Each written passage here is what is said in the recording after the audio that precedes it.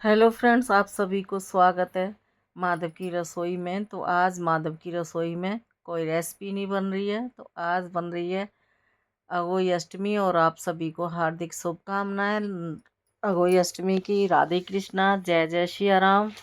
तो ये हम बना रहे हैं, मैंने ये बनाई है अगोई अष्टमी का चित्र। कैसे बनाया है वो, मैंने चावल भिगो दिए थे।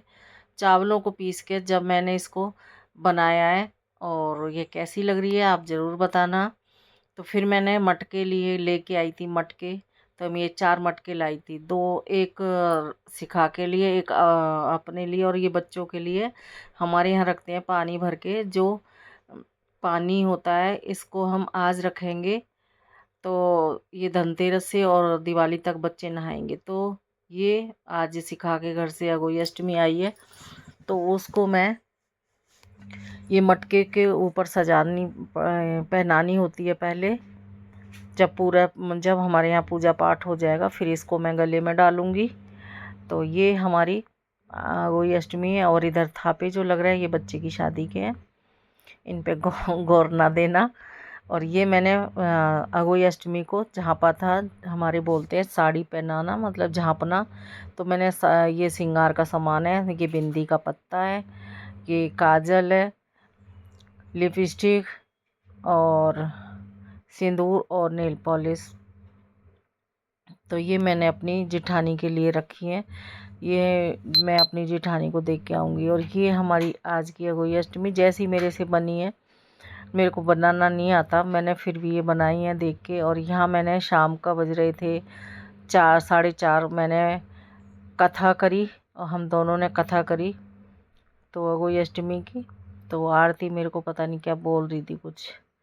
तो बस अब हमने आरती कर लेनी है।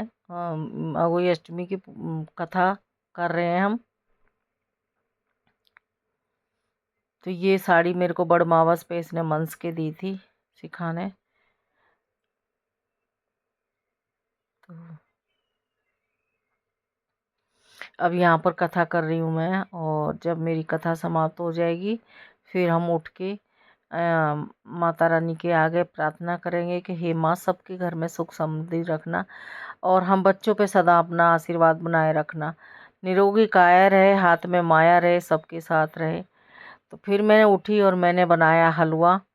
ये हमारे यहाँ बनता है आटे का हलवा, तो मैंने आटे का हलवा बनाया। तो ये आटे के हलवे में मैंने थोड़ी सी 2 चम्मच सूजी डाल दी। तो इससे क्या होता है, थोड़ा दरदरापन हो जाता है, तो उससे हलवा बड़ा टेस्टी बनता है। तो शिखा मेरे को आके बोल रही थी, बच्चे गए हुए हैं ड्यूटी, तो पूछ रहे थे कि नहीं रोटी नहीं खाएंगे। तो मैं कहा चलो प्रसाद तो खाएंगे थोड़ा बहुत। तो यहाँ मैं बना रही पूड़ियाँ, और ये पूड़ियाँ बना रही हूँ अठावरी। हमारे साथ साथ पूड़ियाँ बनती हैं और हलवे से भोग लगता है अगोई माता का।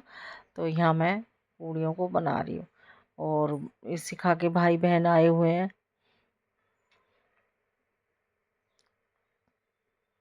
तो इतना सारा लेके आई थे, एक डब्बा है और फ्रूट है। तो बस हमने बना लिया, और अब हम यहाँ माता रानी को भोग लगा रहे हैं। ये हम भोग लगा रहे हैं, पहले जो पूड़ियाँ बनाई थी उसमें से और हलवे से हमने भोग लगाया। और जैसे मैंने किया वैसे ही सिका पे करवाया मैंने।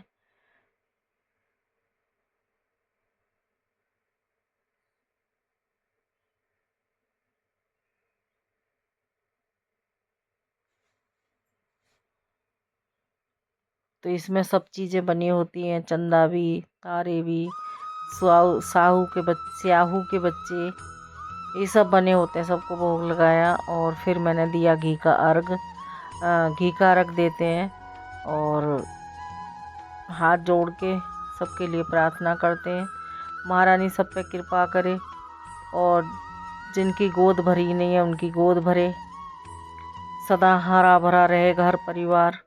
ऐसी प्रार्थना करते हैं हम माता रानी से, अगोई माता। अब ये शिखा करेगी, क्योंकि शिखा को भी मैंने व्रत रखवा दिया था। पहली अगोई भी रखवा दी थी मैंने, और ये इसकी दूसरी अगोई है। तो माता रानी इसकी भी गोद भरे और अच्छे से अपने भगवान सबके घर में सुख शांति रखे। अभी तो इसकी पढ़ाई चल रही है, बस पढ़ाई में मस्त रहती है।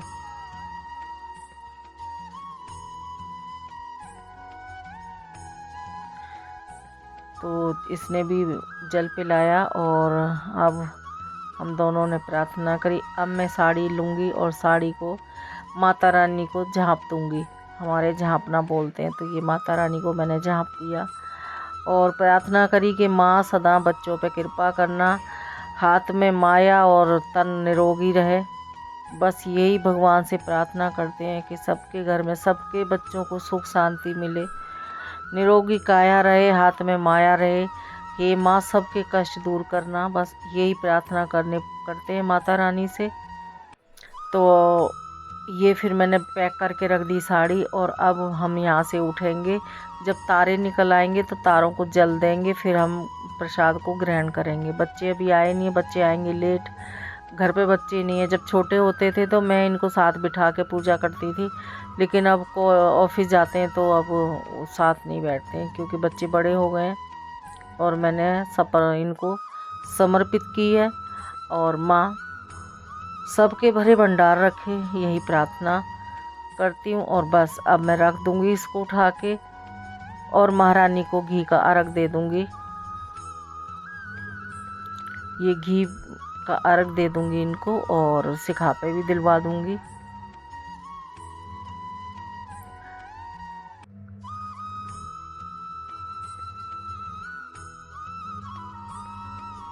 बस आप सब लोग दुआएं करें कि इसके भी गोद भरे भगवान और इसके भी